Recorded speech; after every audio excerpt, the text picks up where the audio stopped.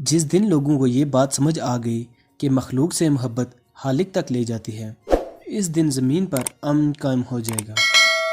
میں جا رہا ہوں ماں خدا حافظ، میں جا رہا ہوں ماں خدا حافظ۔ کسی کے وہم و گمان پہ بھی نہ تھا کہ 16 دسمبر کی صبح گھر سے نکلنے والے آرمی پبلک سکول پشاور کے یہ بچے گھر تابوت میں لوٹیں گے۔ وہ دن بھی عام دنوں کی طرح شروع ہوا تھا۔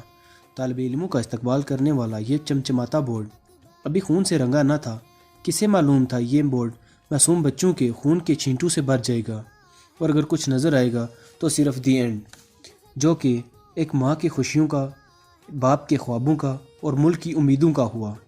گولیوں کی ترتراہٹ نے گویا وقت کو روک لیا ہو، لیکن یہ تھما ہوا وقت ماں کی آنسو کو نہ روک سکا، اور شاید وقت خود بھی کسی کونے میں پڑا سسک رہا تھا اور سوچنے پر مجبور تھا کہ کیوں یہ ہنستے مسکراتے چہرے جو کسی کی آنکھوں کا نور تھے آج تابوت میں بند پڑے ہیں۔ جو ہاتھ کل تک اس معصوم کو محبت سے تھام لیتے تھے آج اسی کو جنازے کو کیسے اٹھاتے ہیں۔ کہتے ہیں دنیا میں سب سے زیادہ وزن باپ کے کاندھے پر بیٹے کا جنازہ ہوتا ہے، اور پشاور میں یہ وزن والدین نے امٹتے آنسو اور کپکپاتے ہونٹوں سے کلمہ شہادت کی صدا بلند کرتے ہوئے اٹھایا۔ دہشت گرد چاہے ان فرشتوں کو خدا کا روپ نہ مانتے ہوں، لیکن ایک ماں کے لیے تو اس کا لاڈلا فرشتوں سے بھی بڑھ کر تھا۔ ایک ماں کی صدا۔ میرا ایک ہی بیٹا تھا جو بہت ارمانوں سے میں نے اسے بڑا کیا تھا۔ میرا بیٹا کہتا تھا ماما میں میٹرک کے بعد اپنے میرٹ پہ HF میں داخلہ لوں گا۔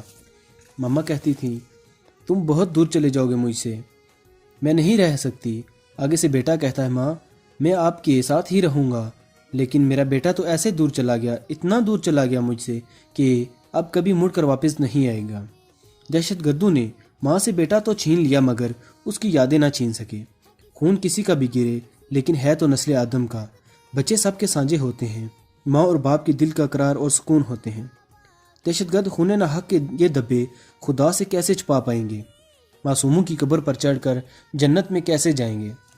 دہشت گردوں کی بربریت بتانے کے لیے آرمی پبلک سکول کے در و دیوار چیخ چیخ کر دعائیں دے رہے ہیں کہ پرنسپل طاہرہ قاضی بچوں کو بچاتے ہوئے کیسے ان پر فدا ہوئیں۔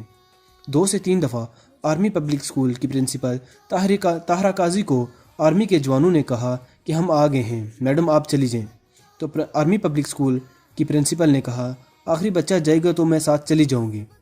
آرمی پبلک سکول کے در و دیوار نہ صرف رنج و علم کے گواہ ہیں بلکہ اساتذہ اور طالب علموں کی عظمت و ہمت کے بھی گواہ ہیں، جو ایک نئے حوصلے سے اپنے سفر پر پھر سے گامزن ہیں۔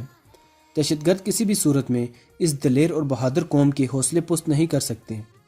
آرمی پبلک سکول کے بچے نئی صبح کا آغاز اپنے بڑوں کی دعاؤں سے دوبارہ کر چکے ہیں کہ وہ تعلیم کے دیپ جلائے رکھیں گے۔